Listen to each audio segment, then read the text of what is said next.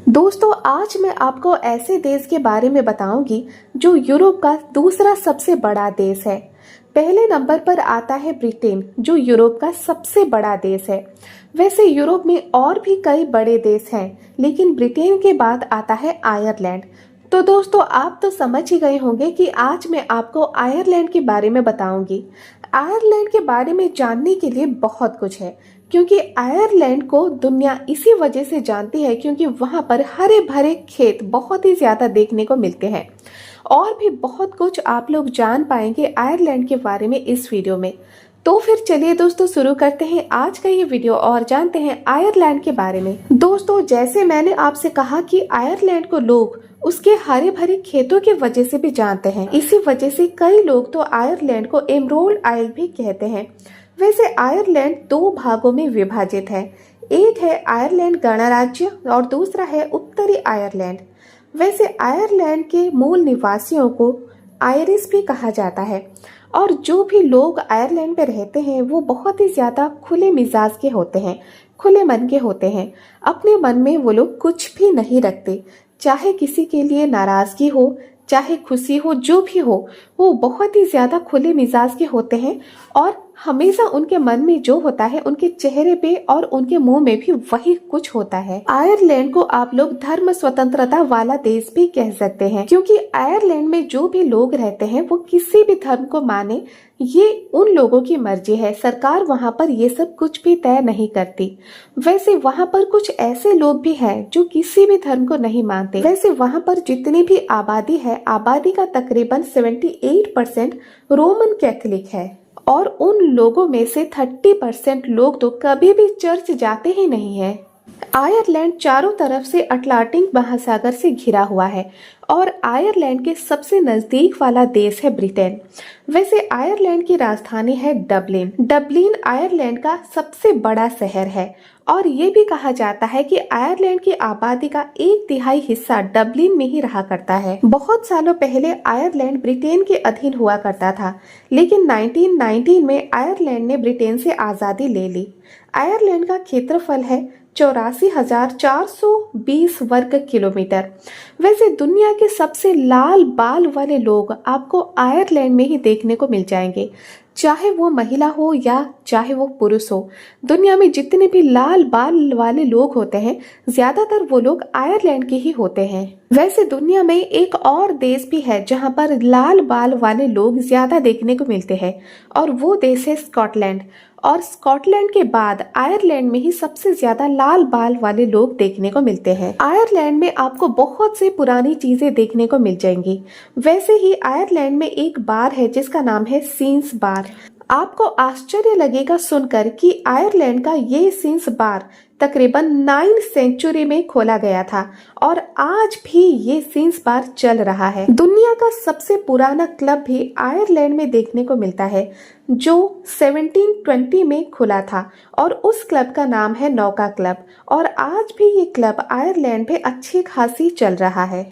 हम सब जानते हैं कि टाइटैनिक जहाज किस तरह से डूबा था, लेकिन क्या आप सबको पता है कि टाइटैनिक जहाज का निर्माण कहां पर हुआ था? दरअसल आयरलैंड के एक बेलफास्ट शहर है, वहीं पर निर्माण किया गया था टाइटैनिक जहाज को, और आखिरी बार आयरलैंड के ही कोम्ब बंदरगाह में लाया गया था टाइटैनिक जहाज को। आयरलैंड एक ऐसा देश है जिसकी जमीन पर एक भी सांप आपको देखने को नहीं मिलेगा। वैसे हमारे देश में तो कई प्रजातियों के सांप नजर आते हैं, लेकिन आपको किसी एक प्रजाति का भी एक छोटा सा सांप आयरलैंड में देखने को नहीं मिलेगा। ये एक आश्चर्य वाली बात है। आयरलैंड यूरोप का एकमात्र ऐसा देश है जहां पर गर्भपात को गैर कानूनी माना जाता है, और ऐसा भी सुनने को मिला है कि आयरलैंड की 70% महिलाएं शादीशुदा होने के बावजूद भी दूसरे मर्दों से रिश्ता रखती हैं और अफेयर चलाती हैं। आयरलैंड की आबादी ज्यादा नहीं है, यानी इतने बड़े देश में आपको वहां पर 6 मिलियन लोग ही देखने को मिल जाएंगे। और ऐसा मैं नहीं कहती, ऐसा 2011 की जनगणना वहां पर कहती है कि 2011 की जनगणना के अनुसार आयरलैंड की आबादी थी 6 मिलियन, और अभी बढ़ के कुछ ज्यादा ही हुई होगी। लेकिन आबादी से ज्यादा तो आपको वहां पर मोबाइल देखने को मिल जाएंगे। जी हाँ, आयरलैंड की आबादी अगर अभी तकरीबन 6 मिलियन है तो वहां पर आपको 10 मिलियन के करीब मोबाइल फोन देखने को मिल जाएंगे। यानी पर पर्सन आपको वहां पर 2-3 मोबाइल तो होंगे ही होंगे। वैसे आयरलैंड की करेंसी है यूरो करेंसी। जैसे आबादी के बारे में मैंने आपको बताया कि अभी के समय में 6 मिलियन, लेकिन पहले ऐसा नहीं था। 1840 के करीब वहां पर अच्छी खासी आबादी हुआ करती थी और वो आबादी 8 मिलियन से लेकर 10 मिलियन के बीचों बीच थी। लेकिन 1840 के दशक में वहां पर एक भयंकर सा अकाल पड़ता है जिसे वहां पर ग्रेट हंगर भी कहा जाता है।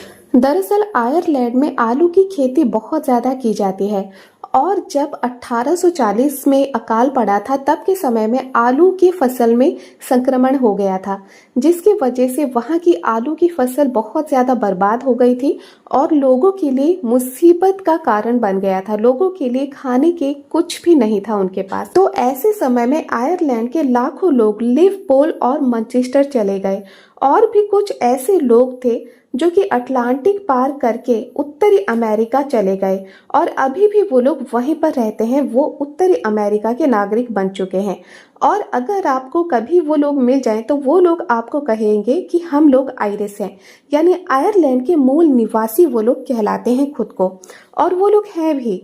लेकिन अकाल के वजह से ही वो लोग आयरलैंड छोड़कर दूसरे देशों में जा बसे। जैसे कि आयरलैंड को 2 भागों में विभाजित किया गया है तो 2 भागों में 2 राजधानियां देखने को मिलती हैं।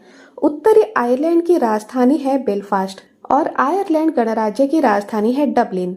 आयरलैंड में सबसे लंबा स्थान भी देखने को मिलता है जो कि पतला होता है और काफी ज्यादा लंबा होता है और इसे वो लोग मुइसनाक इदेर दाह सेले कहते हैं, जिसका मतलब है 2 समुद्री प्रवेश द्वारों के बीच दलदल।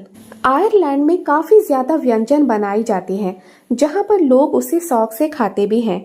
वैसे आयरिश स्टू एक तरह का व्यंजन वहां पर बनाया जाता है जिसे बहुत ही ज्यादा फेमस माना जाता है वहां पर, और पूरी दुनिया के पर्यटक वहां पर जब घूमने जाते हैं आयरलैंड तो उस आयरिश स्टू को जरूर ही वो लोग चखना पसंद करते हैं, क्योंकि ये व्यंजन वहां पर भेड़ के मांस से बनाया जाता है जो कि धीमी आंच में पकाया जाता है, जिसकी वजह से उसका टेस्ट और उसकी खुशबू एक यूनिक होती है पूरी दुनिया में। जितनी ज्यादा आयरलैंड का क्षेत्रफल है उस हिसाब से उसकी आबादी काफी कम है और आबादी कम होने के वजह से वहां पर एक नाम के लोग कई सारे आपको देखने को मिल जाएंगे।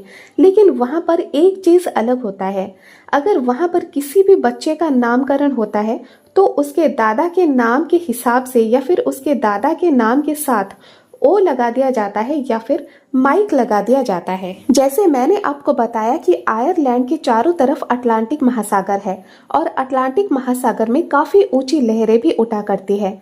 आयरलैंड में भी काफी ऊंची ऊंची लहरें उठा करती है और सबसे ऊंची लहर तो 60 फीट की वहां पर नापी गई है। आयरलैंड में मानव जाति की सभ्यता की शुरुआत 12,800 साल पहले की बताई जाती है। वैसे आयरलैंड में आपको काफी भूरे भालू भी देखने को मिल जाएंगे और अभी के समय में जितने भी भूरे भालू हैं आयरलैंड में उन सब के पूर्वजों की अगर बात की जाए तो एक स्टडी के मुताबिक बस एक ही पूर्वज उन सब भूरे भालू का देखने को मिला और वो है 50,000 साल पहले की एक भूरी मादा भालू और उन्हीं के बच्चों को माना जाता है जो भी अभी के समय में वहां पर भूरे भालू मौजूद हैं। अगर आपके दादा या फिर आपकी दादी आयरलैंड के नागरिक हैं तो आपको आयरलैंड की नागरिकता बहुत जल्दी मिल जाएगी और बहुत आसानी से भी मिल जाएगी।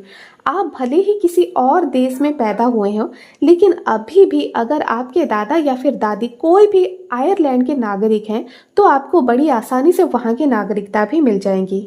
आयरलैंड दुनिया का इकलौता ऐसा देश है जिसका राष्ट्रीय चिन्ह एक म्यूजिकल इंस्ट्रूमेंट है। जितनी आबादी है अभी के समय में आयरलैंड की, उस आबादी में 36 लाख लोग ऐसे हैं जो कि चश्मा पहना करते हैं।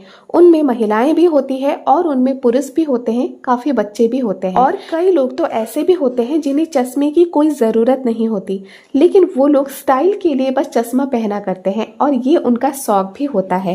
वैसे हर साल लाखों पर्यटक पहुंचते हैं आयरलैंड घूमने के लिए, जिसके वजह से उन्हें आयरलैंड की सभ्यता, उसकी संस्कृति, उसके इतिहास के बारे में बहुत कुछ पता चलता है। तो ये थे कुछ इंटरेस्टिंग इंटरेस्टिंग फैक्ट्स जो कि आयरलैंड के बारे में थे।